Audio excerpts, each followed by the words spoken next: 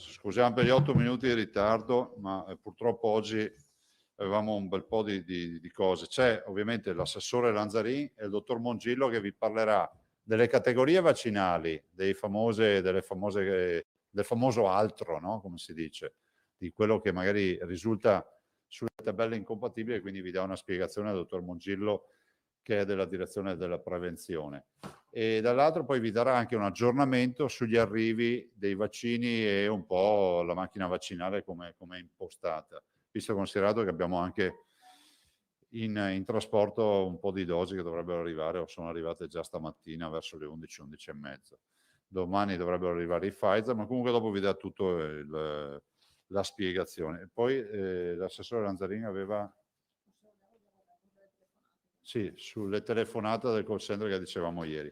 Facciamo veloci. Intanto volevo dirvi che ho incontrato i rappresentanti di APE, stiamo parlando della FIPE di Padova, e giustamente portano la tragedia di un settore che è quello della ristorazione, che è quello ovviamente di un comparto che è stato massacrato come non mai da questa vicenda del Covid. Al Covid si sono aggiunte poi i continui saliscendi di normative di apri, chiudi, mezzogiorno, sera, sì, no, tavoli distanti, non distanti. Vi ricordo che con loro abbiamo fatto tutta la partita delle linee guida all'inizio, no? Quando si è trattato di riaprire dopo il lockdown di marzo 2020, con loro si affrontò anche questo. Allora, sono aziende che hanno adottato per prime le linee guida. Sono aziende che comunque l'idea della sanità ce l'hanno nelle vene, perché comunque mescita di alimenti e bevande, cioè non è che sono avulsi dal fatto di conoscere un HACCP o conoscere le regole della sanificazione. Detto questo, io penso che loro devono essere aiutati a due livelli. Il primo, che è quello di riconoscere la devastazione finanziaria ed economica che hanno avuto. Quindi sul fronte degli aiuti oggettivamente non hanno avuto quello che sarebbe stato bene dare a loro, ma anche perché nella prima fase si è dispersa molta risorsa dando a pioggia a tutti, e questo forse col senno di poi forse il governo di allora doveva cambiare registro. Dall'altro noi dobbiamo puntare al tema delle riaperture con gradualità e con buon senso. Però, come vi dicevo anche ieri, è fondamentale che si pensi al fatto che noi adesso una fase di convivenza col virus la dobbiamo iniziare.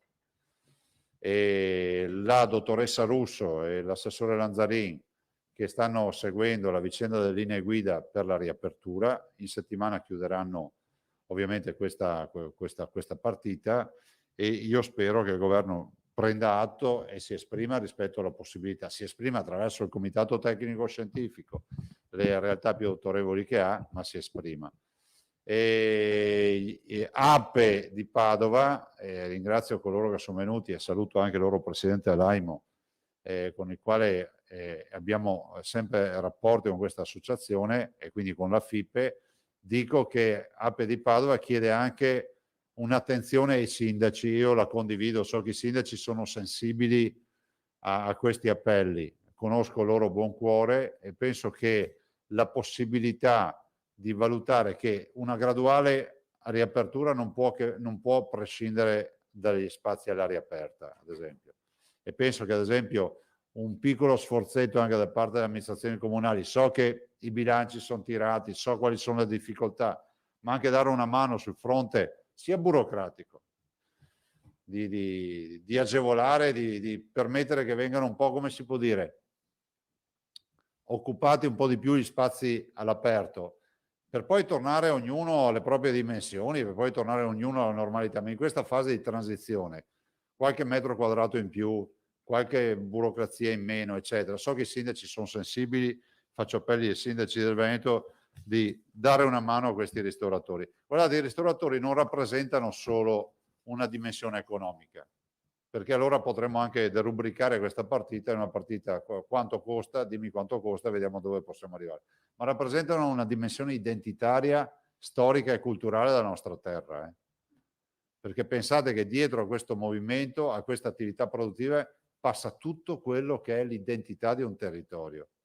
Pensate alle identità produttive, le tradizioni, la cultura di un territorio, la promozione turistica. Loro hanno ragione quando dicono che devono essere compresi nel comparto turistico. Come si fa a fare promozione turistica a un territorio se non ci fossero i ristoranti? E mi fermo qua, quindi noi abbiamo dato disponibilità anche a incontrarli anche per un tavolo tecnico, per vedere se c'è qualche norma, qualcosa che possiamo fare per dare una mano a loro, ma lo facciamo volentieri.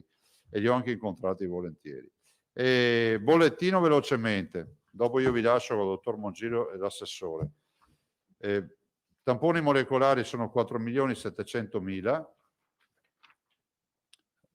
4.747.307 e test rapidi 4.054.960, 8.802.000. Abbiamo passato gli 8.800.000. I positivi nelle ultime 24 ore sono 883. Uso Dockertay su 2 mani così faccio più veloce. Sono praticamente il 2,47%. Abbiamo fatto 35.791 tamponi.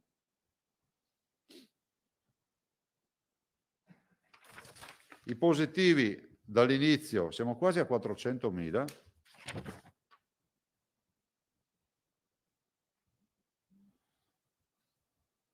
Qua fra l'altro riceviamo complimenti per lui. Sì, mi hanno detto che molto positivi nelle ultime 28.000, 4.747.307 e test rapidi 4.054.960, 8.802.000. Abbiamo passato gli 8.800.000. I positivi nelle ultime 24 ore sono 883. Uso Dockertay su 2 mani così faccio più veloce. Sono praticamente il 2,47%. Abbiamo fatto 35.791 tamponi.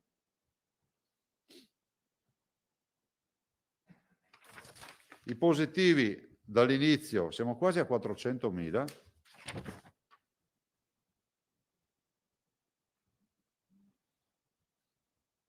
Qua fra l'altro riceviamo complimenti per lui. Sì, mi hanno detto che è molto comprensibile. Siccome l'hanno detto, qualche volta chiamano anche che non capiscono. Però insomma è bene riconoscere che c'hanno proprio per il Signore. E positivi di oggi 30.559. Vedete che sta scendendo, no? Abbiamo perso quasi 10.000 persone perché abbiamo pochi ingressi e tante negativizzazioni, che questo è uno dei segnali, se Dio vuole, dell'inizio del calo. Tanto è vero che dove andiamo? Stiamo pian piano scendendo. Io spero che domani di darvi la buona notizia che siamo sotto il massimo di marzo.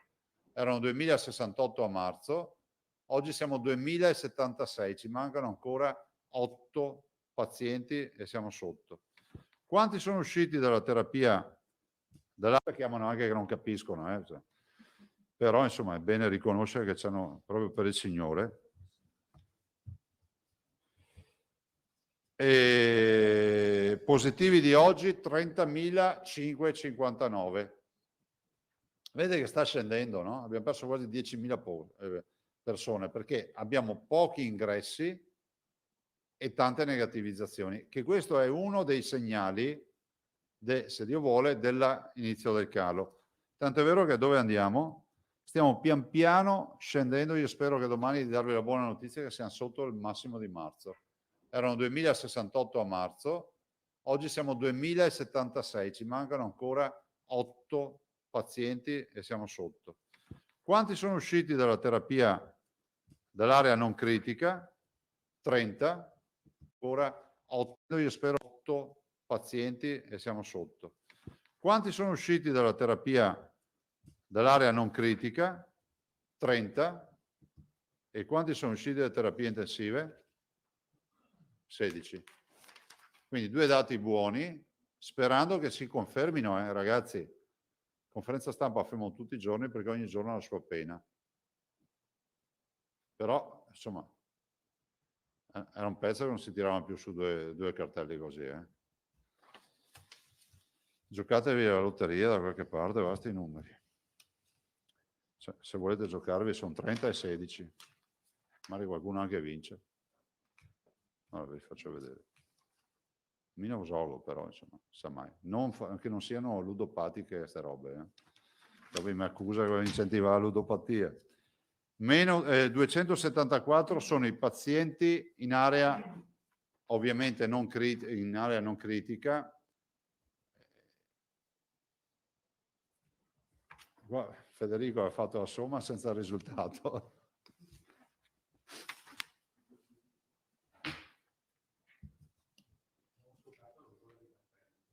Totale dei morti è purtroppo quasi 11.000, sono 10.994 più 42. I dimessi sono 19.129. 559, grazie. Potevo farlo a mente, ma ho evitato. Allora, 129.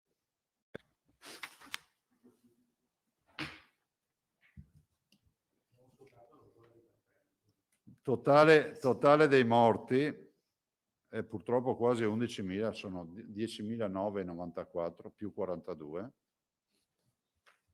I dimessi sono 19.129. 559, grazie. Potevo farlo a mente, ma ho evitato. Allora, sono 4 o 5 giorni che la curva sta ovviamente calando, soprattutto la si vede bene nella curva regionale. Allora c'è già, come diciamo noi, c'è l'uncino, no? Che piega verso giù. Si vede sulle terapie intensive. Allora, onestamente, se la curva delle terapie intensive avesse un cambio di direzione nei prossimi giorni, sarebbe una novità, perché creerebbe un dente veramente importante, perché ormai si vede bene il calo. Nelle curve fino ad ora non c'è mai capitato un calo così per poi ripartire.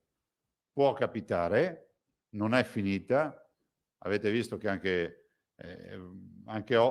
nelle ultime 24 ore, se vi interessa, sono entrate 74 persone in ospedale, quindi il virus c'è, però è bene dire che insomma la situazione è una situazione che sembra abbia preso una buona piega. Ci fa piacere sperare per due motivi. Che è successo? Per due motivi. Il primo perché comunque quando parliamo di buona piega sotto profilo sanitario significa meno cittadini che si ammalano, meno cittadini che possono perdere la vita, meno stress per i nostri sanitari. Dall'altro significa che affrontiamo il tema delle possibili riaperture con dei dati che possono essere comunque portati a contributo, fermo restando che in giro per l'Italia non è proprio tutta così. E quindi immagino che anche il legislatore nazionale e chi dovrà fare delle scelte, se le deve fare per tutti, il freno a mano sarà tirato un po' di più. Se deve fare più differenziate, allora cominciamo. Io condivido anch'io che i vaccini possano essere una condizione sine qua non, cioè il livello di vaccinazione, ma valutata da un punto di vista quantitativo e qualitativo. Fare un anziano al centro vaccini ci metto 3 minuti, farlo a casa sua, ne abbiamo 100.000 per gli over 80, ci metto un bel po' di tempo per devo raggiungere a casa da fare la vaccinazione, eccetera. Vi annuncio che se non ci sono forze contrarie della natura, noi questa settimana chiudiamo gli over 80. La riunione di stamattina è stata utile. Guardate, abbiamo delle realtà che penso che chiudano nelle prossime 24 ore. Sperando di chiuderla definitivamente anche con gli allettati a casa, sono 100.000. Potrà. Sì, alcuni sono già fatti, ne abbiamo 56.000 in totale ancora da fare, oltre ottantenni, tra i quali ci sono dentro ovviamente anche degli allettati, perché considerate che nel target ultra 80 100.000 erano gli allettati, oggi ce ne restano, guarda, questo dato qua mi serve, 300 e? Sono 358 540, 358 540 il numero degli ultra ottantenni, sì, tutti. dei quali 100.000 a letto, cioè letto a domicilio, non deambulanti, in autonomia, e dei 358.540 ce ne restano oggi, stamattina, quindi stasera saranno di meno, 56.115. Quindi abbiamo scelto di spingere, tirare e chiuderla per domenica. Domani mattina alle ore 11 tutti i direttori generali delle ULSS faranno una conferenza stampa, ognuno a casa propria, e annunceranno le scelte che avranno adottato per chiudere tutti gli oltreottantenni, che potranno essere da accessi rapidi il fine settimana, non è escluso che più di qualcuno li farà, accessi diretti per chiamate, diciamo, dando informazioni i prossimi giorni, dire guardate, venite lì in quel posto, evito di fare esempi che poi non vengano interpretati male, cioè anzi che vengano presi per buoni, perché potrete entrare senza... Questo ci permetterà di chiudere gli ultra ottantenni e di continuare a aggredire l'altro target che è gli ultra settantenni, cioè dei 70 ai 79, che sono 495.000, se non ricordo male. 494, 443, ne mancano 293, 370, che sono quanto in percentuale? Il 50% ormai più o meno ne abbiamo fatto. Quindi capite che quando io vi dico che prima dell'estate chiudiamo con i sessantenni... Scusi Presidente, questi ultimi vediamo due dati che numeri, scriviamo. Sì, sì. Volete che vi ripetiamo? Li ripetiamo. Guardate, gli ultra settantenni sono in totale 494.443. No, 70-79, scusami. Se io gli chiamo ultra 70 perché immagino che gli altri li ho già fatti. Scusatemi. Allora, 70-79 sono 494-443. Ne mancano ancora 293-370, quindi sì, 57% è. E questi, dalla prossima settimana ci dedicheremo anima e corpo anche a loro, ovviamente sempre con i fragili, i vulnerabili, eccetera. Però capite che stiamo spingendo forte. Se abbiamo vaccini, noi sta roba qua la chiudiamo velocemente. Cioè, guardate che se avessimo i vaccini noi per metà maggio li sistemiamo tutti. Cioè, gli ultra 60. Chiedo scusa, ma visto che è il tema, buongiorno. Sì. Quando dice chiudiamo gli over 80, prima vaccinazione o anche il prima, richiamo? Una gran parte anche con la seconda, e il primo giro con la prima. Quindi e poi primo giro, solo primo giro?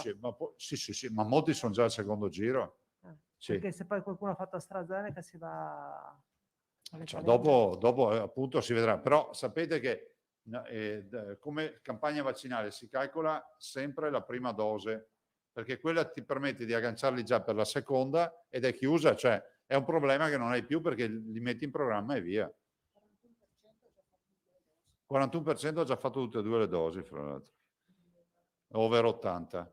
Quindi capite che noi siamo performanti, e ringrazio anche tutti i nostri direttori generali e tutto il personale della sanità e tutti i personali, insomma, tutto il personale che ci lavora, i volontari, perché insomma i centri vaccinali del Veneto oggi sono sotto i riflettori a livello nazionale. Anche oggi abbiamo 2 televisioni nazionali che hanno chiesto di filmare i nostri centri vaccinali e ne viene fuori una qualità, insomma, che è evidente. Quindi ve lo dico con orgoglio che il primo obiettivo, insomma, l'abbiamo raggiunto, cioè questo fine settimana chiudiamo, domani avrete da ogni singola ULSS, lo ridico, scusatemi per chi ci ascolta, da ogni singola ULSS avremo l'informazione alle ore 11 domani mattina di come gestirà questo ultimo miglio per gli over 80. E domani vi informeremo in conferenza stampa rispetto agli accompagnatori, perché stiamo stilando una circolare che vogliamo consegnarvi in maniera tale che non ci sia più confusione, che un po' si è creata anche nell'emergenza, ma ci ha permesso di vaccinare un sacco di persone. E quindi accompagnatori per gli over 70 o per le categorie vaccinali, diciamo, non fragili, non vulnerabili, è quello che è, e poi invece quelle per i disabili e i vulnerabili che avranno un'altra specifica. Io passerei la parola a voi. Ecco, cominciamo il giro. Se qualcuno vuol partire, Filippo Tosatto, prego. Presidente, per quanto riguarda, cioè, è una dichiarazione la sua piuttosto ottimista, anche importante, perché insomma si parla degli over 80, le persone più esposte al pericolo di vita. Ma alla luce delle segnalazioni che arrivano, delle difficoltà di prenotarsi, delle proteste, delle lettere, siamo certi che non siano rimasti indietro delle persone, nel senso che su centinaia di migliaia di soggetti so che ci sono persone, insomma, che tuttora non riescono a prenotarsi per varie ragioni. Allora, tra gli over 80, noi intanto abbiamo già vaccinato una prima dose l'82%, ne mancano 56.000, abbiamo detto, no? Potrei dirvi che al giro di tavolo di stamattina dei direttori ne viene fuori che in molti casi ci sono persone che non rispondono. Ad esempio c'è, che so, Padova ha fatto raccolta, sta tentando anche un raccolto telefonico, si stanno coinvolgendo i sindaci. Vicenza sta facendo delle sessioni i prossimi 3 giorni. Frado Vicenza sarà la prima a chiudere, ve lo dico, chiuderà il 15, chiude gli over 80 il 15 è la prima. Stamattina gli mancava ancora il 7% da vaccinare. Però tutti dicono che c'è un fondo del barile che non si riesce a raggiungere. C'è un target di un tot di popolazione che non risponde. Ad esempio abbiamo un target che abbiamo capito perché non risponde, perché sono gli AIRE, cioè coloro che sono all'estero ma sono nelle nostre anagrafi, e quindi noi li continuiamo a contattare. E questo è, ad esempio, la provincia di Belluno, mi dice la dottoressa Carraro, stamattina lo diceva, noi abbiamo un contingente di cittadini che non rispondono, ovvio, perché magari sono gelatieri che sono all'estero, over 80, se ne sono molti che magari lavorano ancora o sono fuori perché hanno famiglie fuori. Se poi chi non lo vuole fare non risponde, cioè c'è anche tra gli over 80, tra gli anziani, chi liberamente sceglie di non vaccinarsi. Sono pochissimi, però ci sono. Poi ci sono quelli che noi definiamo irraggiungibili, nel senso che lettera mandata, piuttosto che telefonate, avvisi dei sindaci. Allora abbiamo deciso, domani mattina facciamo un altro avviso ai naviganti. Lo facciamo a 360 gradi, stabilendo anche degli accessi diretti. E poi capite che oltre a quello non riusciamo ad andare. Se poi qualcuno si presenta, avete presente quando arriva il reduce nei film della guerra che arriva dopo anni, cioè non è che uno gli sbatte la porta in faccia, dice beh, finalmente, cioè, è sempre aperta la corsia per un ultra ottantenne che si è perso per strada. Però immaginare che riusciamo ad arrivare all'ultimo cittadino che non si fa trovare è difficile. Se poi c'è qualcuno che in questo momento dice io non sono stato contattato, probabile, perché ne mancano ancora 56.000. Le dividete per 10 sono circa più o meno 5.000 a ULS. Quindi è ragionevole che avendo delle... Però ad esempio ne abbiamo molti di programmati da settimane nelle vaccinazioni che hanno già l'appuntamento. Cito un esempio per non sbagliarsi, la provincia di Venezia. Il dottor Contatto a Venezia, lui dice guardate io ce li ho già con gli appuntamenti fissati, perché ad esempio Contatto è uno di quelli che dice abbiamo mandato lettere, chiamiamo, abbiamo interpellato anche i sindaci, alcuni non riusciamo a intercettarli. Dopo, in questo frangente c'è anche, stiamo spingendo sul tema dei non deambulanti andando in casa, quindi ringrazio i medici di base che assieme alle USCA, ma in particolar modo i medici di base, vadano ai loro pazienti a fare l'inoculazione. Se arriva Johnson & Johnson venerdì, il 16 scusate, e si può utilizzare, capite che nel domiciliare ci va una volta sola a quel punto, per fare un'iniezione e si chiude lì la partita. Però insomma stiamo performando bene. Se vi interessa il dato, in questo momento, mentre vi sto parlando, abbiamo inoculato 1.200.000 dosi. Proprio in questo momento, questa mattina era 1.194.000. 6.000 abbiamo già fatte in questo momento, dai. Ecco, siamo sostanzialmente quasi fermi un po' dappertutto, a dire la verità. Perché? Perché abbiamo Treviso che oggi è praticamente fermo. E abbiamo Venezia che ha problemi, cioè mancano i vaccini. Quindi facciamo seconde dosi, poca roba, quelle che vanno in scadenza, che per il richiamo, ma ci mancano i vaccini. Scusa Filippo, Presidente, quindi le 87.000 dosi che ieri erano in magazzino sono già finite? No, questa mattina erano 77.000, ma sono seconde dosi. Considera ok. 71.000 stamattina Sì, però di Pfizer giustamente dice solo sono 9.002, c'è niente. Considera quindi che- questo contingente di magazzino viene tenuto per garantirsi i richiami in caso Sì, di sì, slittamenti delle ecco il famoso 20% lì, quella quota là. Ok. Su Moderna mi dice teniamo tanta scorta perché non c'è certezza, per cui considerate che non li abbiamo finiti. Tanto è vero che tutti sono programmati per l'arrivo del Pfizer di domani mattina, che sono 126.000 dosi, se non ricordo male. Dopo il dottore vi dice tutto. Che scongeliamo velocemente. Arriva congelato o scongelato? Arriva congelato, quindi dobbiamo riscaldarlo e poi si parte. Guardate, non avrei mai pensato a una roba del genere. Per quanto riguarda AstraZeneca, no? Sì. Lei ieri ha detto non pensate di venire qui a mercanteggiare, io voglio questo, non voglio quell'altro. Ma insomma, se ci sono delle persone che hanno bisogno di vaccino ma non si sentono di fare AstraZeneca, temono Il queste- sentimento non è previsto nell'anamnesi. valutano i medici. Ma scusate, insomma. io non voglio fare il sapientino, vi dico che i medici sono lì perché fanno l'anamnesi, parleranno col paziente, se valuteranno e dopodiché stabiliscono loro, non siamo noi a dire quali sono i vaccini che bisogna fare. Cioè, a tutti noi piacerebbe scegliersi il vaccino, no? Cosa sta computando? No, sto computando che vedo che c'è un numero di Roma che 7 volte che mi chiama.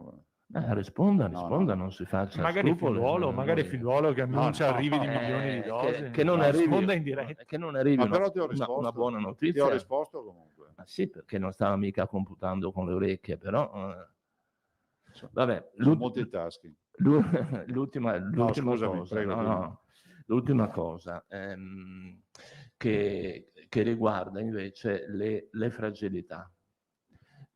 Io, come dire, vorrei raccomandare, perché ricevo segnali in continuazione, mail, eccetera, un'attenzione particolare alle fragilità che non riescono, mi si dice ancora in molti casi, a prenotare, ma soprattutto non è ancora stato sciolto questo dubbio di fondo, chi debba segnalare a chi la necessità di una vaccinazione. Cioè una persona che ha delle fragilità, ha bisogno del vaccino, non si capisce ancora del tutto o non viene messo in pratica, se è il medico curante che deve avvertire l'ULSS, se è la struttura che fa terapia, se è lo stesso Chiaro. paziente. Ecco, questo è... Dopo risponde l'assessore Filippo, grazie. Se lo segna l'assessore, prego. Io ho iscritta la collega Moscati. Sì, buongiorno Presidente. Aveva risolto anche il problema di ieri. Perfetto. Ogni giorno un problema a Moscati. No, io, ma siamo qua per questo, cioè almeno Pensa, porta problemi, non porta...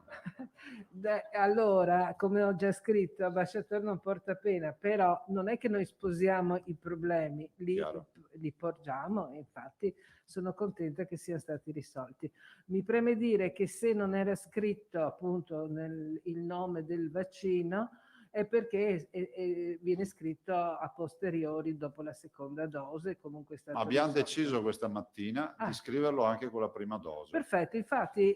Quindi di dare un certificato dopo fermi tutti, partiranno a circolare, ci metteranno qualche giorno per uniformare. Prima dose, esci con l'appuntamento, giusto? È scritto, lei è stato somministrato il lotto tot del vaccino, quello che è. Questo Allora, anche per evitare che se ci fosse, perché i nostri com'è che ragionano? Dico, il dottor Mongiro giustamente dice, noi abbiamo i lotti, i nomi di tutti. Ho capito, ma se domani mattina in TV esce che il lotto numero di ha un problema che ti prendi il 5G se hai fatto quel vaccino, finisce che tutti dicono, ma io che lotto ho fatto? Perché sono ancora alla prima dose. Ebbene, che diamo il lotto subito in modo tale che tutti sono tranquilli. Vede allora che servono le segnalazioni per risolvere le cose. Una ogni tanto. Vabbè, anche ogni giorno, volendo, ci mettiamo di impegno. Allora, in effetti il problema è di queste persone, adesso arrivano segnalazioni appunto di persone che non riescono a prenotare pur avendo delle patologie perché queste non risultano e fanno fatica anche se sono over 70. c'è un attimo di problema, ma appunto per questo volevo suggerire ancora Prego. che tanti dicono, visto il successo che ha avuto la chiamata diretta che lei appunto prima ricordava, molte persone si augurano che sia ripetuto questo tipo di svolgimento, perché quello ha avuto veramente un ordine e perfetto, perché è difficile trovare le persone, anche perché qualcuna, soprattutto gli over 80, io porto dei casi che mi sono stati detti, e in quel momento che c'è la chiamata al vaccino magari sta male, cioè magari non per il Covid, ma per, essendo anziano, può avere delle patologie. Dopo come fa a rimettersi in corsa? Era questo, perché per dare un'altra chance proprio a quelli che non hanno Grazie. avuto. Dopo le risponde l'assessore. Per quanto riguarda la chiamata diretta, c'è due elementi. La capacità vaccinale che noi abbiamo, i nostri operatori sono eccezionali. 2, i vaccini. Se non abbiamo vaccini da magazzino, è troppo rischioso fare una chiamata diretta, perché non sai quanti te ne arrivano, che vaccini dovrai somministrare, perché in anamnesi potrebbe essere che c'è la giornata che devi somministrare tanto Pfizer o tanta Moderna o AstraZeneca, e quindi finché non c'è un magazzino forte non riusciamo ad affrontarlo. Però per gli ultra ottantenni in fase da ultimo miglio, vedrete che domani molte ULSS faranno chiamata diretta. Prego. Aldo Vanzan. Buongiorno Presidente, Buongiorno. di nuovo. Mi spiace contraddirla, ma sul discorso del certificato, scusa, non la vedo. Il discorso del certificato, quando una persona va al centro vaccinale o ovunque, già alcune settimane fa l'avevamo sollevato questo tema, e cioè che uscivano solo con un foglietto o neanche quello. E lei aveva detto faremo il certificato. Non è stato fatto? No, è stato fatto il certificato, però ancora, ad esempio, nella veneziana non si fa, cioè va uniformato. Perfetto. Le persone che sono uscite dalla prima seduta senza nulla in mano o con Ce un l'avranno foglietto, nella seconda. d'accordo, ma possono stare tranquille? Sì, sì. Della serie, mi hanno fatto un Pfizer o un Moderna, sarà rifatto Pfizer o Moderna, non devono Assolutamente preoccuparsi, sì. perché immagino siano registrate. Tutte. Benissimo. Le domande Anche perché sulla noi abbiamo fragilità? l'anagrafe vaccinale, per cui è obbligatorio registrarle. Noi dobbiamo scaricare il vaccino. Ok. Allora, le domande sulla fragilità le riserviamo all'assessore. Grazie. Mentre invece le risegnalo, immagino, lo diceva già ieri, che le 100 linee sono tantissime, ma le chiamate sono ancora di più. Ci sono seri problemi con la linea verde, nel senso che o non si prende, o si prende e non riescono ad avere risposte, perché poi c'è anche il tema di preparare gli operatori che devono rispondere al telefono. Avete in mente di potenziare Dopo l'assessore ulteriormente? intanto vi dà un bilancio di quante telefonate al giorno, media della durata delle telefonate. Sì, però Presidente, al di là della durata delle chiamate o del numero delle chiamate, il punto vero è se rispondono e se danno risposte esaustive. Queste sono le risposte. Bisognerebbe avere anche un caso e allora andiamo a verificarlo, c'è una registrazione e vediamo che risposta non ha avuto, perché è difficile riferire così da parte mia. No, no, ma casi ne abbiamo a iosa. Ma Se servono, ma noi ne possiamo prendere tutti. uno che ha un Sì. nome e cognome con un numero Ma di quanti telefono? ne vuole? Guardi, ne abbiamo tantissimi di casi di questo genere. È che effettivamente le domande sono tante, le telefonate sono tante, e immagino che sia anche faticoso rispondere a tutti quanti, però il problema è oggettivo. Sì, Questo ma è il guarda, senso. io ho una soluzione per questo problema: non fare i numeri verdi. Voi sapete che io sono contrario ai numeri verdi, perché li volevano fare anche con i tamponi. Ho detto fermi tutti, c'era addirittura l'idea di prenotare, perché il numero verde ha dei limiti oggettivi che non è quello dell'informazione sulla tua bolletta del telefono, cioè qui diventa la richiesta giustamente di tutto quello che uno ha come perplessità. Cioè, pensate solo alla differenza tra AstraZeneca e Pfizer, immagino le telefonate. È difficile formare degli operatori che non sono dei medici a questi livelli. Cercheremo di capire, però il sistema migliore sarebbe quello di intelligenza artificiale, no? Mutuare le domande e trasformarle sempre, però... No, il punto è, Presidente, che al di là, cioè stiamo vivendo effettivamente una cosa unica. Emergenziale. Perfetto. Dopodiché, se ogni US si arrangia come ritiene e va in ordine sparso, lei stesso lo confermava, domani ogni US farà la sua conferenza stampa e dirà come vaccinare quel che rimane degli over 80, è chiaro che poi uno non sa, devo chiedere al medico di base, devo chiamare l'USCA, dov'è l'USCA, chiamo il numero verde, beh, chiamo certo. il CUP, è chiaro che si crea una agitazione e un'ansia che sono anche legittime in questo senso. Io sono assolutamente concorde sul fatto che siano legittime. Dico che le ULSS domani dovranno fare una conferenza stampa perché questa mattina, a dirla tutta fino in fondo, avevo pensato di programmare un accesso diretto sabato e domenica. Però oggettivamente ci sono delle ULSS che finiscono giovedì, tipo il 15, adesso non so che giorno sia il 15, e tipo la Berica. Ci sono altre ULSS, tipo la Scaligera, che ha 15.000 persone da vaccinare, 14.000, quasi 15.000, ovvero 80 ancora da vaccinare, e dice io sabato e domenica solo non ce la faccio, devo spalmare un po' di più perché ho già altri appuntamenti fissati. E quindi abbiamo deciso di fare un abito sartoriale per questo motivo. Però non per una visione anarchica, perché qualcuno ha corso di più, qualcun altro ha avuto problemi. Per dire, la Scaligera, per chiudere questa partita, si farà prestare vaccini dal resto delle ULSS perché questa settimana vogliamo chiudere gli over 80. Però il tema del numero verde è un tema reale, è un tema reale. Però sulla quantità adesso ci siamo e dopo vi dà i dati l'assessore. Sulla qualità delle risposte dovremo fare un approfondimento perché io ne ho già parlato con loro. Il problema è che giustamente dicono a volte arrivano giustamente quesiti che per noi non sono neanche codificati, loro hanno tutto un manuale con tutte le loro domande e risposte, ma non so fino a che livello riescano a far fronte a questo. E io spero che si chiuda velocemente sta roba. Non è facile, giustamente. E dopo Alda ti risponde l'assessore. Ok, allora passiamo a Marco Bonet. Solo una precisazione sul tema di Prego. chi ha già fatto la prima dose e sono preoccupati anche perché non hanno ricevuto l'appuntamento per la seconda, quindi dobbiamo rassicurare tutti che comunque anche chi non ha ricevuto il foglietto con l'appuntamento, certo, alla fine avrà le due, verrà ricontattato dall'USL, quindi per fissare l'appuntamento sì. Sì, non deve attivarsi lui, questo No, voglio no, dire. no, assolutamente no. Cioè non è che uno si cerca il secondo appuntamento. Ok, resta in attesa. Dopo però bisogna sapere dove è successo questo. Beh, a Treviso quasi dappertutto, da che mi risulti. Sì, però è l'ULSS che fissa il secondo appuntamento. Sì, no, esatto, Perché... cioè, nel senso che ci sono tanti casi di persone che hanno Sì, fatto la sì, prima sì, dose, sì, ho non hanno capito. avuto né il foglio del lotto né il foglio del secondo appuntamento, quindi sono in ansia. Allora, se volete la mia opinione, l'ho detto anche stamattina in riunione, il foglio del lotto va dato alla prima vaccinazione. Io non sono convinto che deve essere dato alla seconda e basta. E che non è un certificato, però è altrettanto vero che se tu ti fermi anche una vaccinazione per un motivo della tua vita, poi sempre dire una l'ho fatta. Dopodiché potrei farti fare il dosaggio anticorpale, vedrai cosa vuoi fare. Penso uno che magari nel frattempo ha una malattia o deve andare all'estero, gli succede qualcosa. E quindi poi gli appuntamenti si sono fissati dalle ULSS. Dopo il dottor Mongillo vi spiega questa storia degli appuntamenti, se lo segna per favore. Ok, allora passo. Basta? Se non ci sono altre domande per il Presidente, sì, Radio ecco, Wellness. c'è Paolo Guidone di Radio Wellness. Sì, buongiorno Presidente. Buongiorno. Le segnalo un caso che ci è stato sottoposto da una nostra ascoltatrice che ci scrive.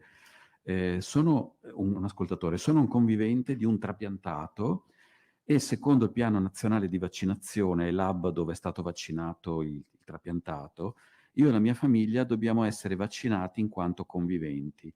L'hub dove è stato vaccinato mio padre ha trasmesso i dati dei conviventi all'ULSS 4, ma gli è stato detto che non abbiamo diritto ad essere vaccinati, smentendo quanto previsto dal piano nazionale. Ecco, come si risolve questo? Diritto di essere vaccinati. Quindi ha sbagliato l'ULSS 4. E un'altra, una persona che si è vaccinata all'estero, ad esempio a Dubai, in Serbia, in Russia, può aggiornare il proprio libretto vaccinale in Veneto e può essere confermato tra i vaccinati negli elenchi della regione, ricevere il documento? Questa è una domanda dove parzialmente abbiamo risposto ieri, sì, e adesso dovremo provvedere anche a questo. Considerate che abbiamo 3.000 fronti aperti, però è ovvio che se uno mi arriva con la certificazione che è vaccinato e ufficiale la certificazione, non penso che uno se la faccia a tarocca Cioè, gli faremo il dosaggio anticorpale a campione, vedremo se qualcuno avrà raccontato bugie, non lo so. Cioè. No, ma se ci pensate, cioè giustamente, è giusto, pensate ai tanti imprenditori nostri che sono andati in Serbia e che lì il governo vaccina. È giusto che tornino con la dichiarazione, sì, a pagamento. È giusto che tornino con la vaccinazione e che venga caricata l'anagrafe vaccinale nostra. Adesso troveremo le modalità, sempre nel nuovo piano che stiamo scrivendo, nella circolare che stiamo scrivendo. Ok, grazie. Prego. Ecco, allora se non ci sono più domande per il Lascio Presidente, l'assessore Lanzaringa risponde e poi c'è il dottor Mongillo. perfetto, buon lavoro, grazie. ragazzi.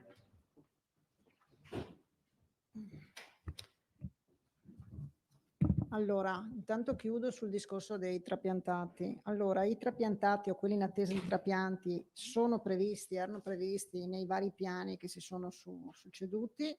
Noi abbiamo dato indicazione di vaccinare al centro trapianti, quindi ci ha fornito i dati il centro trapianti regionale del Veneto, e lì sono stati vaccinati i trapiantati o quelli in attesa, e invece avevamo dato indicazioni che i familiari che sono previsti conviventi potevano andare a vaccinarsi nell'USL di competenza, quindi dove vivevano. Se c'è stato questo disguido lo segnaliamo, però così insomma era la modalità. Allora, provo a fare il punto sulle fragilità e le persone con disabilità che stiamo vaccinando in contemporanea con gli over 80. Voi sapete che la condizione che c'è nel piano, nei vari piani nazionali, è che tutte le persone con fragilità e disabilità devono essere vaccinati con vaccino RNA messaggero, quindi Pfizer o Moderna. Quindi è chiaro che le aperture delle agende sono anche legate all'arrivo di queste due tipologie di vaccini, perché questo è l'unico obbligo che c'è nel piano nazionale, oltre alla raccomandazione degli over 60 per quanto riguarda AstraZeneca sull'utilizzo dei vaccini. Quindi qui si creano insomma quei problemi per cui a volte le agende sono chiuse perché probabilmente fanno i conti e non hanno vaccino a sufficienza per aprire, quindi uno va a prenotarsi e non trova eventualmente il messaggio e quindi che non è possibile fare la prenotazione. Allora c'è un elenco che è l'elenco che è stato stilato dal Ministero, che noi abbiamo recepito, che è diviso quindi per patologie e sottopatologie, per capirci, respiratorie, cardiocircolatorie, neurologiche, insomma di vario tipo, compresi i disabili. Sapete che nei disabili c'è riferimento legge 104, articolo 3,3. Noi abbiamo cercato di ricostruire tutta questa categoria con il SER regionale, il Servizio Epidemiologico Regionale, che ha estrapolato i dati di chi poteva essere individuato in queste categorie con i codici di esenzione. Però i dati del SERD sono dati del 2019, quindi è chiaro che ci sono stati dei problemi, perché dati 2019 potrebbero esserci delle persone che sono entrate in queste categorie nel 2020 e non sono state registrate nel SER perché fino al 2019. Oppure c'è stato, e lo sapete, l'abbiamo subito risolti, dei dati che prevedevano anche dei codici delle persone che erano già decedute perché nel 2020 potevano essere decedute avendo sti dati SER 2019. Per i dati INPS, per i dati invece dei disabili abbiamo avuto e sono stati calcolati in circa 200.000 i dati fornitici dal SERD regionale. 200.000 persone. Per invece i disabili, i dati ci sono stati forniti dall'INPS, che ci ha fornito le tabelle che abbiamo già avuto modo di confrontarci, che erano limitate, quindi non prima del 2010, insomma con tutti i limiti, e che per noi voleva dire 130.000 persone. È chiaro che ci siamo accorti subito che mancavano molte persone che ritengono di appartenere a queste categorie. Allora cosa abbiamo fatto? Abbiamo cercato e stiamo cercando, quindi anche ogni singola USL, di incrociare i dati. Non so, penso ai disabili. Noi abbiamo ufficio disabilità in ogni singola USL, quindi stanno cercando di incrociare i dati tra quelli che sono nei nostri elenchi e quelli che sono arrivati dall'INPS, per capire quelli che che non ci sono, che non compaiono in questi elenchi. Abbiamo con i centri di riferimento, che non so, può essere il centro per il diabete, piuttosto che il centro pneumologia che segue chi è in ossigenoterapia, oppure insomma altri centri di riferimento che seguono alcune malattie neurologiche di vario tipo. Abbiamo cercato di ricostruire chi possono essere i soggetti che rientrano e che quindi sono afferenti a quei centri. Abbiamo anche previsto che ogni singolo, e abbiamo fatto anche un incontro specifico settimana scorsa con i medici di medicina generale, mettendo a disposizione di ogni singolo medico di medicina generale all'interno del portale, dove il medico vede tutti i dati che può vedere essendo medico di medicina generale, quindi rientra in quelli che sono i suoi assistiti e vede anche questi elenchi, quindi incrocia, quindi riesce a capire se c'è un suo assistito che per 1000 motivi non è entrato in questo elenco, ma che lui deve segnalarci. Quindi c'è tutta questa operazione in corso e gli elenchi con i codici che chiaramente sono possibili di iscrizioni vengono ogni giorno, insomma, puntualmente aggiornati, cercando appunto di aggiornare in base a tutte queste verifiche. Azienda Zero, come diceva, sta anche studiando il modo, tipo nella disabilità per dire, oppure in altre, se vi ricordate, insomma, per altre patologie, dire facciamo, eventualmente apriamo l'iscrizione, poi uno deve dimostrare con un'autocertificazione che appartiene a quella categoria, a quella patologia e quindi ha diritto di entrare in questo slot di vaccinazioni.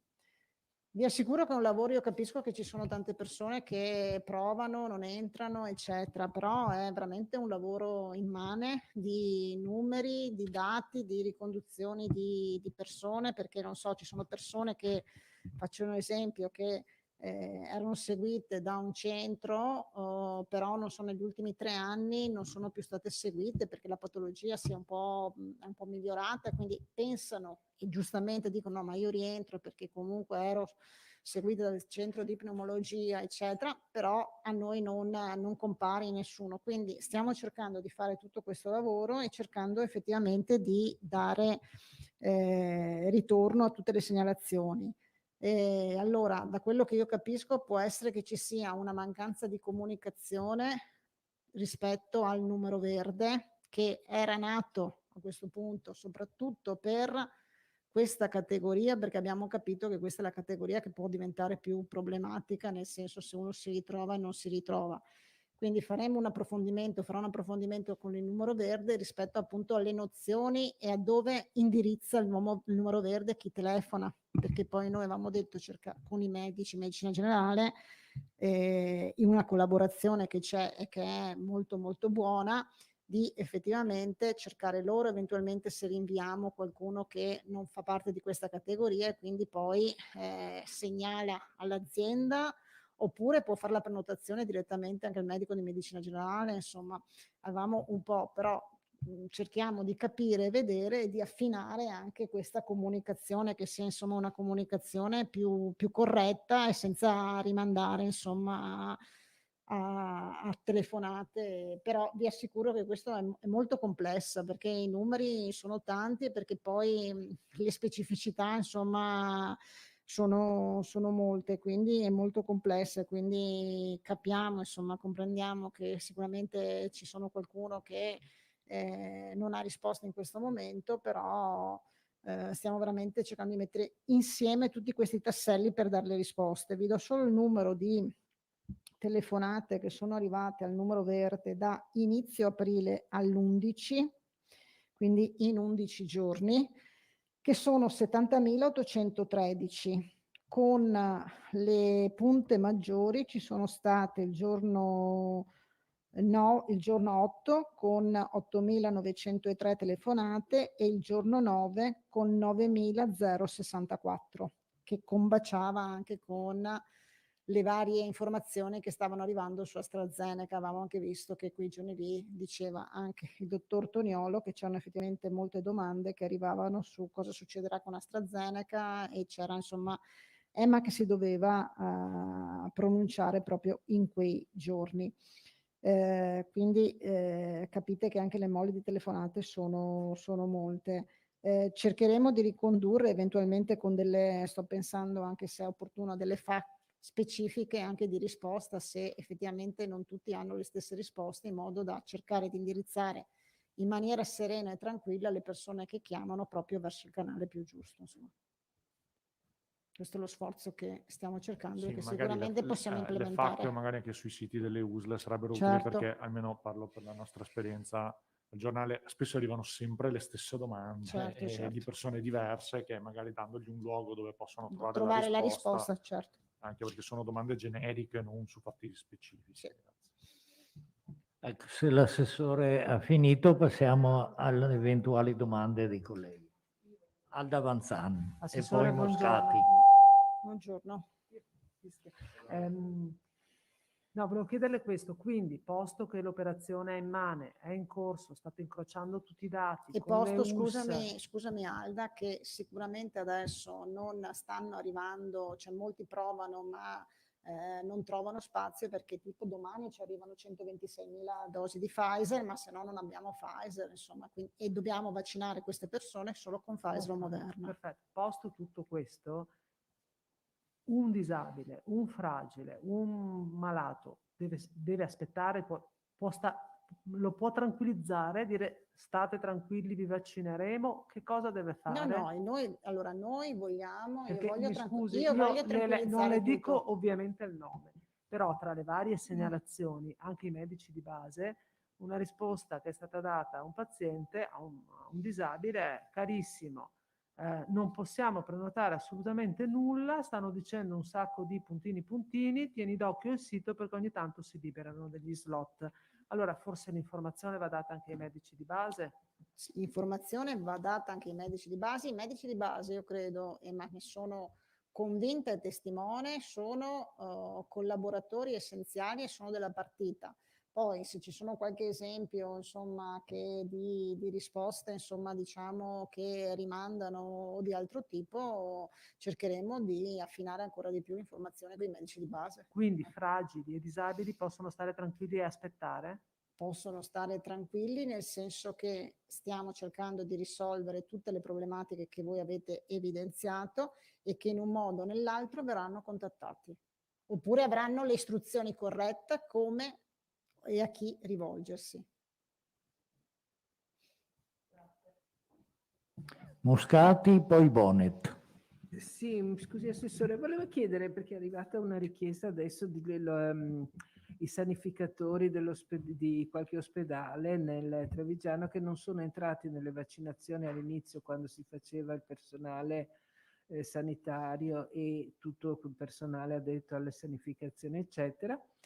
E adesso in questo momento, non essendo entrati in quel momento, potranno entrare dopo, oppure, visto che considerato che adesso si fa le categorie per età, eccetera, eccetera, vanno a finire in coda?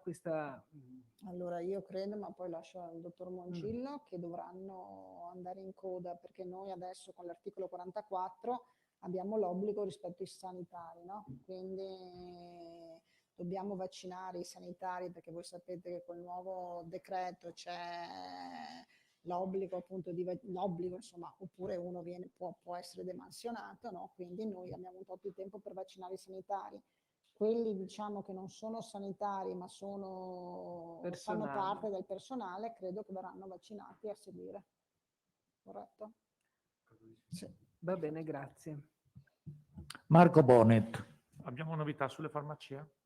Sulle farmacie non abbiamo novità, nel senso che con queste dosi, con le dosi che ci arrivano, non ci sarebbe neanche materiale da dare alle farmacie. Ci vediamo la settimana prossima. Invece domani, se mi è stato confermato, dovrei vedere invece i pediatri di libera scelta e chiudere rispetto ai pediatri di libera scelta. Vi ho già detto che con loro vorremmo chiudere rispetto ai genitori dei bambini disabili, oppure insomma che hanno patologie che rientrano nelle categorie fragili, perché chiaramente ogni pediatra conosce molto bene, sa invitare anche i genitori del bambino che loro seguono perché è disabile o perché ha immunodeficienze o altre patologie, insomma. Prego. Ci sono altre domande per l'assessore Lanzarin? Quindi lasciamo al dottor Mongillo. No, quindi lasciamo la parola al dottor Michele Mongillo della Direzione Prevenzione della Regione. Buongiorno a tutti, bentrovati. Allora, io brevemente, come anticipato, do qualche numero sullo stato di attuazione della campagna di vaccinazione e sugli arrivi di questa settimana, brevemente. E poi andiamo al motivo principale, che è quello dell'analisi sulle famose categorie delle vaccinazioni. Quindi, come anticipato dal Presidente, il dato a ieri sera di totale somministrazioni fatte è 1.194.426, tutti i dati che dopo vi diamo. E prima, mentre parlavamo, abbiamo superato, è ufficiale, 1.200.000 vaccinazioni, che corrispondono al 94,7% del totale delle dosi disponibili. Quindi stiamo andando veramente a una velocità molto alta. Per quanto riguarda una panoramica sugli arrivi, vi do prima il dato totale delle prossime settimane. Abbiamo qualche novità perché cominciano a comparire la programmazione di maggio della prima settimana e poi vediamo anche il dettaglio per i vaccini. Allora, questa settimana arriveranno 157.000 dosi abbondanti.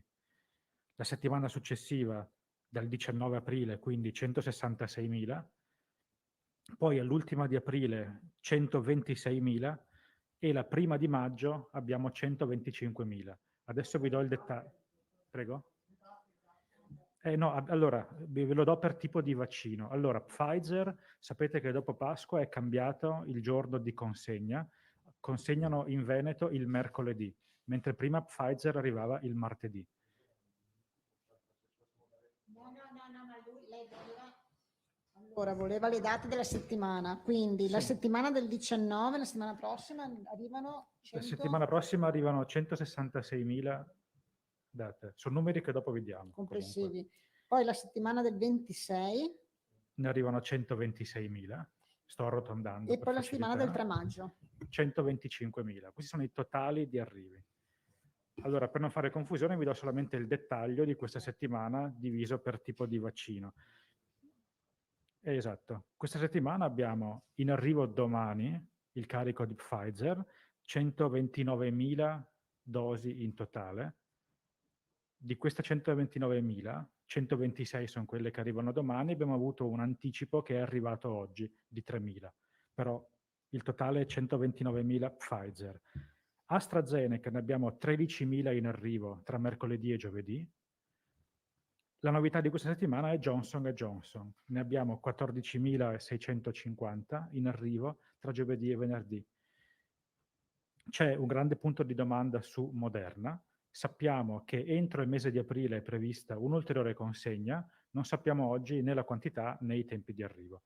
Per quello, con Moderna, di cui abbiamo un magazzino significativo, non possiamo consumarlo perché abbiamo il vincolo di garantire le seconde dosi entro i tempi di chi ha già avuto la prima dose.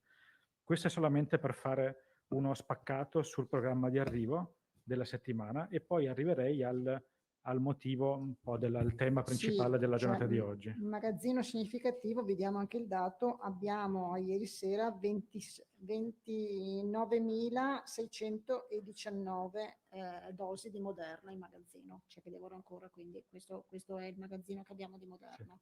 Dicevo significativo rispetto a Pfizer, dove abbiamo veramente ridotto praticamente tutto, 9.000 che stiamo consumando oggi probabilmente. Allora, per quanto riguarda le categorie, allora intanto una premessa doverosa, diamo una dimensione al fenomeno.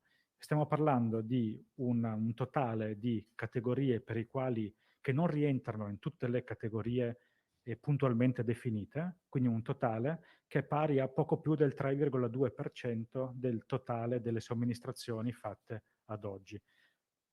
Leggendolo al contrario vuol dire che più nel 97%, in circa il 97% dei casi, le somministrazioni sono state fatte delle categorie di soggetti puntualmente identificabili e definite.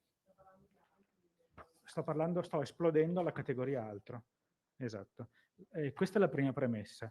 L'altra premessa doverosa è che nella categoria altro, che attualmente viene definita a livello nazionale, rientrano molte voci che meriterebbero una esplicitazione a sé nel piano di vaccinazione e nella rendicontazione di questo piano. perché sono obiettivi specificamente compresi in questa fase di campagna. Faccio un esempio: se noi guardiamo il totale della nostra categoria che compare nel portale nazionale sotto la voce altro, o meglio, che viene aggregata nel portale nazionale sotto la voce altro, noi abbiamo 375.000 vaccinazioni. Non parliamo di persone, parliamo di dosi somministrate. Questa è un'altra precisazione importante. Di queste, 185.000 sono a carico di soggetti compresi tra 70 e 79 anni. Quindi questa è una voce molto rilevante, la più importante, che da noi è correttamente classificata, ma in un portale nazionale che è semplificato finisce in una categoria altro. Questo è già qualcosa che ridimensiona molto il fenomeno. L'altra voce, vado in ordine di importanza, che attualmente finisce in altro a livello nazionale, ma che noi definiamo puntualmente, sono i soggetti estremamente vulnerabili e disabili, che pesano attualmente, sono dati ieri sera, per poco più di 82.000 vaccinazioni. Se noi già togliamo queste due grandi categorie dalla categoria altro, abbiamo molto ridimensionato e trovato una spiegazione a tutto il problema. Aggiungo una precisazione: guardate che i dati, tutte queste categorie, dopo faccio degli altri esempi, non sono delle invenzioni della Regione del Veneto. Noi abbiamo, come tutte le regioni, abbiamo delle categorie molto ben definite puntualmente da un documento tecnico del Ministero della Salute. È il documento tecnico che disciplina il funzionamento dell'anagrafe nazionale dei vaccini, e noi come tali li incaselliamo e li mandiamo agli organi centrali. E a livello centrale che vengono aggregate in queste macro categorie. Attualmente il portale nazionale, vado a memoria ma non credo di sbagliarmi, parla di operatori sanitari, operatori non sanitari, ospiti RSA, forze armate, personale scolastico e altro, appunto. Quindi va da sé che e soggetti over 80, scusate, mancano gli over 80. Quindi sono queste le categorie che hanno una qualche evidenza, che hanno una contabilità a parte. La categoria altro è una enorme categoria perché, e noi siamo, credo, a oggi forse la regione che ha la categoria altro più alta di tutti, perché abbiamo una quota rilevante di soggetti tra 70 e 69 anni, quelli che ho detto prima, e di estremamente vulnerabili. Faccio altri esempi di categorie che per noi meriterebbero una voce a sé, che per noi sono classificati come una voce a sé, ma che a livello nazionale vengono aggregati in un mega scatolone che è altro.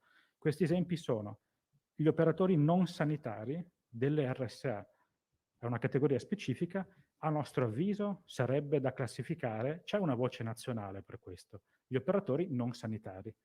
Non sappiamo esattamente il motivo, finiscono a livello nazionale in altro. Non vi dico i numeri, ma li consegno, affido tutti i numeri alla tabella che abbiamo preparato, che è l'aggiornamento di quella che abbiamo già preparato 48 ore fa. Tutti gli studenti di area sanitaria, quelli che frequentano i reparti, studenti dei corsi di laurea, di infermieristica, eccetera, sono una voce, finiscono in altro. Vado in ordine non di importanza strategica, ma di numeri. Tutti i familiari, i caregiver, i soggetti conviventi familiari dei soggetti ad alto rischio finiscono nella categoria altro a livello nazionale. Noi li classifichiamo puntualmente. Faccio altri esempi: i farmacisti, la protezione civile, i vigili del fuoco, i donatori di sangue, la polizia penitenziaria, i detenuti, eccetera. Quindi se noi analizziamo nel dettaglio, mettendo a confronto le categorie come noi le classifichiamo e come dai computer della regione escono per arrivare agli organi centrali, e li mettiamo a confronto con le macro semplificazioni di livello nazionale, troviamo la spiegazione di tutti, di quasi il 97% di quello che finisce nella categoria altro. Questo è quello che trovate nella tabella che stanno consegnando adesso e che dà un po' la dimensione del fenomeno. Quindi stiamo parlando di un poco più di 3%, se precisi il 3,23% sul totale delle somministrazioni, che attualmente non è classificato in una delle categorie che ho detto prima. Questo aiuta un po' a definire, anche fare chiarezza su come nascono i numeri e su come nascono e come vengono elaborati anche nel portale nazionale. E nelle varie interlocuzioni che abbiamo avuto da più regioni è emersa la richiesta di fare in modo che progressivamente con l'evolversi del piano, e ogni piano ha delle fasce, delle categorie prioritarie per ciascuna fase, quelle dovrebbero avere adeguata evidenza a livello nazionale. Adesso parliamo di ottantenni e ci sono, ma stiamo vaccinando anche i 70-79, stiamo vaccinando gli estremamente vulnerabili e i disabili. Forse sono categorie che tra l'altro sono le medesime di cui è stata evidenziata la priorità nell'ultima ordinanza del commissario straordinario. Quelle 3 categorie probabilmente meriterebbero una voce a sé nel portale nazionale. Questo era per aiutarvi a fare un po' di chiarezza su come nascono i numeri. Devo dire che abbiamo avuto difficoltà anche noi a incasellare tutto, a cercare le corrispondenze dei dati di come uscivano dalla regione e di come venivano aggregati in queste macro aree a livello nazionale. Adesso abbiamo ricostruito puntualmente, abbiamo una spiegazione per il 97% delle somministrazioni. Parliamo sempre non di persone, perché è facile fare magari fare un equivoco, parliamo di dosi date e non persone vaccinate. E questo era per fare un po' di chiarezza su questo tema. Mi perdoni, ma per fare chiarezza, no? Perché lei sono un po' sommersi di numeri, non è facile seguire. Io non ho capito una cosa. Perché se in questa categoria altro compaiano persone anziane, persone vulnerabili, persone fragili, perché le persone anziane, ad esempio, compaiono in questa categoria e non nella fascia d'età rispettiva? Nei nostri sistemi compaiono e sono correttamente classificate. Nel portale nazionale l'unica fascia di età che è esplicitata sono gli over 80. Tra l'altro sono gli over 80, ci risulta, non residenti già in strutture sociosanitarie e assistenziali. Quindi gli over 80 non ospiti di case di riposo che hanno una voce a parte. Mentre probabilmente è una mia interpretazione, quando sono nate quelle categorie, quel portale è online dal 27 dicembre pomeriggio, è nato con delle categorie che erano validi per le prime settimane e i primi mesi. Adesso, secondo me, stanno anche pensando di aggiornarlo in modo da dare evidenza delle categorie che prima erano residuali, ma che adesso dentro quella fetta altro coprono più della metà. Basti pensare ai 70-79 anni e ai soggetti estremamente vulnerabili, certo. già quello spiega molto della categoria altro. Lo stesso... Comunque le avete ordinate in ordine no, di numerosità. La sto seguendo sulla tabella, sì. Ma questo vale anche per i soggetti vulnerabili e disabili, lo stesso discorso, il portale nazionale non li prevede. Attualmente sono previsti in una macro categoria altro, non sono esplicitati. Non sono esplicitati, credo anche per ragioni di semplificazione delle elaborazioni, però probabilmente con un'analisi più approfondita il portale nazionale, al di là della grafica che è accessibile a tutti, consente di scaricare tutti i dati per la massima trasparenza, la dashboard nazionale.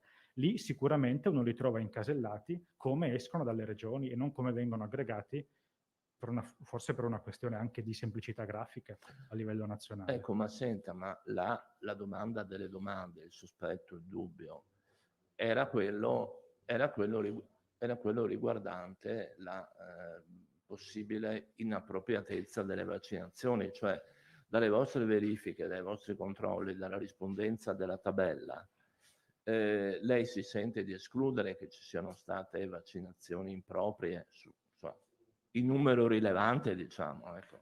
Guardi, io non mi sento di escludere che il controllo sia stato assolutamente sempre rigoroso.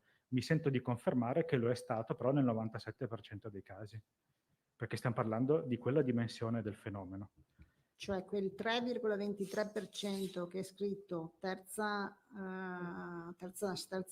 riga, in fase di verifica e assegnazione della specifica categoria, è quello che le USL singolarmente abbiamo chiesto di controllare e di esplicitare, ed è quello l'unico che non ha una indicazione ben precisa, su cui attendiamo i risultati da ogni singola USL. Infatti queste non sono indicate come vaccinazioni inappropriate o sbagliate o non tempestive. Sono tutto quello che attualmente non è classificato nelle altre voci puntualmente esplicitate. Sappiamo per certo, da alcune prime verifiche, se guardate il numero che abbiamo pubblicato 48 ore fa e quello di adesso, già 2000 di questi hanno trovato una collocazione. Erano operatori sanitari che per velocità, probabilmente, pensate anche ai numeri di quando c'è un grande afflusso nei centri di vaccinazione, erano operatori sanitari che probabilmente erano stati classificati o automaticamente o per errore, perché ci sta sempre l'errore umano, o perché queste persone, adesso entro un po' nel tecnicismo, ma è giusto fare luce anche su questo. Questo non è un portale che è nato apposta per la vaccinazione anti-Covid. Questo è il sistema con cui da sempre sono registrate le vaccinazioni.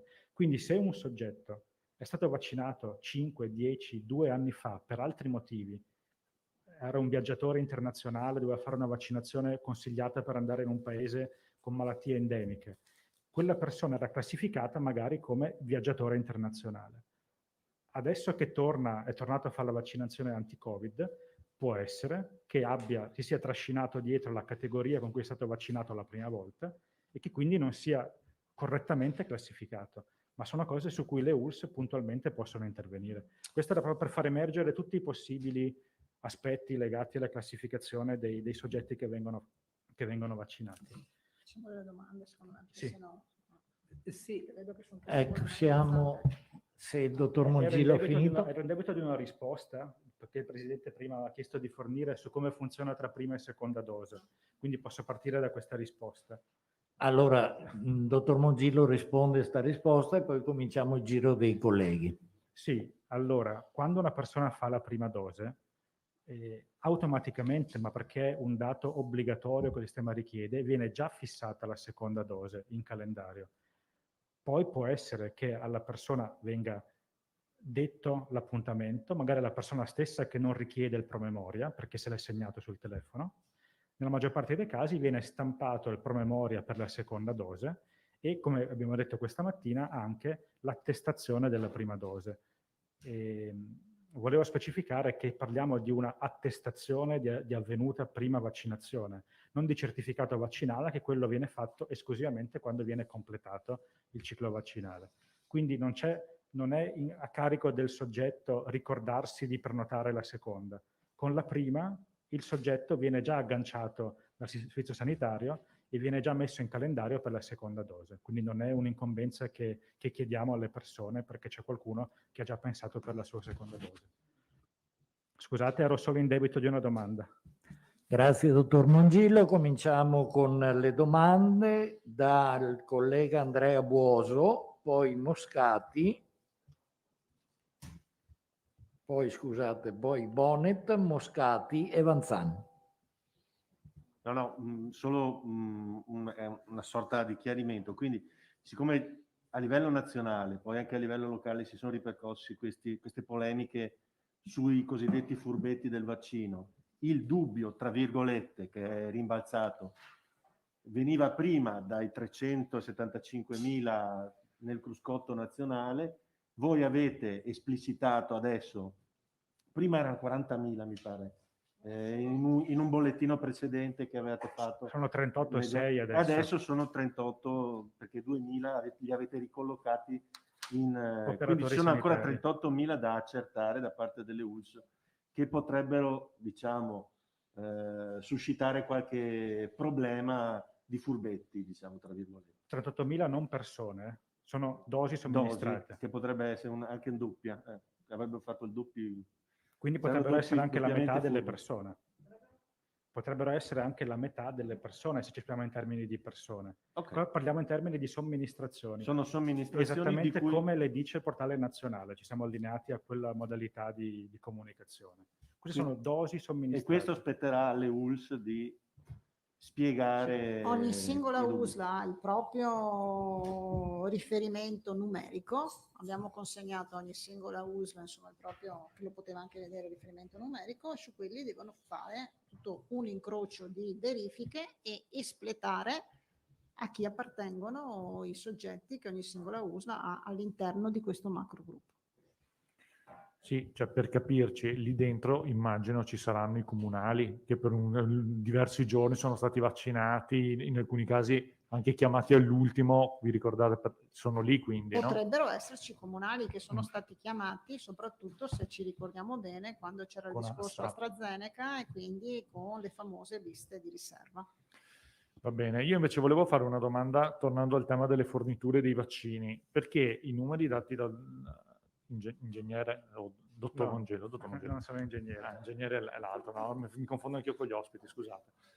No, allora, cioè, contrariamente a quelle che sono tutte le speranze, cioè, io registro un calo delle dosi in fornitura, nel senso che passiamo da 157 e 166 a 126 e 125 e facendo il conto della serva, ma mi correggerete se sbaglio, diviso per le 35.000 dosi che facciamo mediamente al giorno, cioè, i carichi delle settimane prossime non ci durano più neanche i 5 giorni di cui già si lamentava Zaia, ma 3 giorni, quindi va peggio.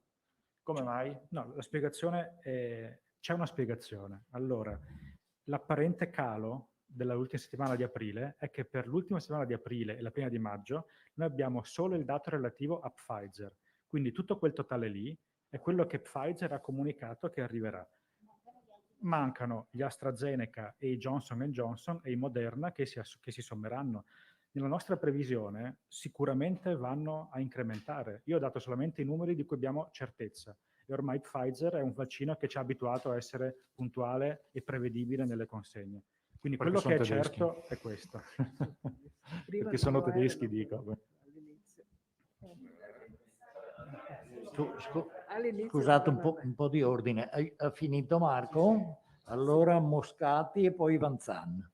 Sì, mi scusi, io volevo chiederle, dottore, se siccome qua nella lista vedo che c'è una categoria 60-64, mentre sono finiti i famosi over 65 che accompagnavano i familiari o chi per essi, sono nella categoria familiare. È corretto. Caregiver in questa qui allora? È corretto, sì. Perfetto, ecco, grazie, la ringrazio, era solo una precisazione. Alda Vanzan. Dottor Mongillo, scusi, quindi la settimana questa e la prossima 19 aprile abbiamo tutti i vaccini, mentre il 26 e il 31 e il 3 maggio solo Pfizer. Corretto? Non è che abbiamo solo Pfizer, sappiamo solo Pfizer. I Sì. 126 sono solo Pfizer e i 125 sono per Pfizer. Esatto. Grazie. Mentre invece per quanto riguarda la classificazione, quindi il Veneto ha classificato correttamente, tranne questo 3,23% in fase di verifica da parte delle US, a chi sono stati somministrati i vaccini, mentre sono andati poi a livello nazionale sono finiti nel calderone. Le altre regioni che vi risulti, come si sono comportate? Allora, non so dare una risposta puntuale, so che comunque le altre regioni hanno questo documento tecnico del Ministero, che è il documento guida, che prevede tutte queste categorie che ho elencato e che vedete qui elencate. Non sono categorie modificabili o modificate da noi, quindi tutte hanno un disciplinare d'uso dell'anagrafe vaccinale nazionale che prevede queste categorie. Quindi io do per scontato che siano incasellati giustamente in quello che è previsto dal flusso ministeriale. Poi credo che anche il problema sia anche per le altre regioni, che da loro partono i dati correttamente divisi e vengono aggregati in macro categorie a livello nazionale. Non è un problema che riguarda solamente il Veneto. Da noi è particolarmente evidente perché noi quella categoria altro la facciamo salire con i 70-79 anni, che sono da soli più della metà della categoria. Bonnet. Un'altra domanda che mi segnalano dei lettori attenti, cioè risulta che, anche molto tecnici, adesso spiegherò perché, cioè risulta che in no, allora seriamente, tornando serio un attimo, segnalano che nelle altre regioni ci sono i magazzini molto pesanti. Per esempio mi hanno citato il caso della Sicilia, cioè tante dosi risultano nelle statistiche ministeriali a magazzino. Si è mai affrontata la possibilità di redistribuire queste dosi che evidentemente non vengono utilizzate a livello proprio di logistica sanitaria? Grazie. Allora, non si è affrontato, c'è stato solo un discorso iniziale sulla divisione, cioè perché sapete che adesso noi la divisione è tanto la popolazione, quindi in base alla popolazione ci vengono poi distribuite. All'inizio invece la primissima fase era quella in base a quanto noi regioni avevamo dichiarato quanti potessero essere il famoso gruppo dei sanitari RSA. Poi invece si è passato al criterio della popolazione. È stato più volte sollevato, comunque detto appunto rispetto appunto a magazzini, a distribuzioni diversi, ma non si è mai affrontato insomma una distribuzione diversa. Non so se sarà oggetto di, c'è una conferenza delle regioni anche giovedì, non so se sarà oggetto di discussione, insomma questo però non si è affrontato. È in base a questa divisione che il Veneto da metà marzo viene assegnato al Veneto l'8 e 14% delle forniture nazionali, perché è calcolato esclusivamente in base alla distribuzione della popolazione residente.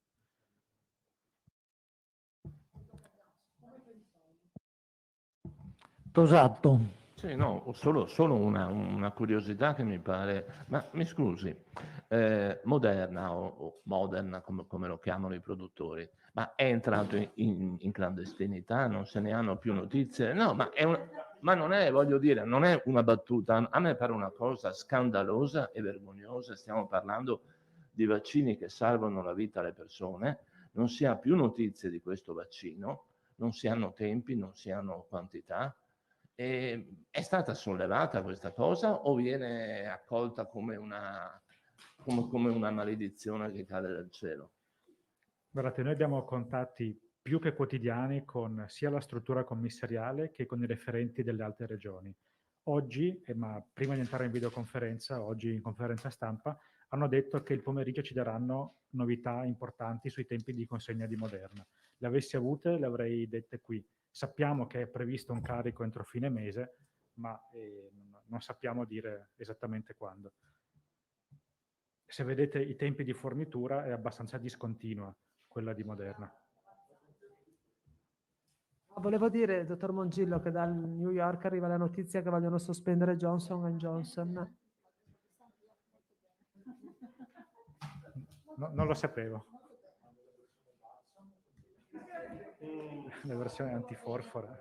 Se non ci sono altre domande per l'assessore o per il dottor Mongillo, chiudiamo qui. Grazie a tutti, appuntamento a domani.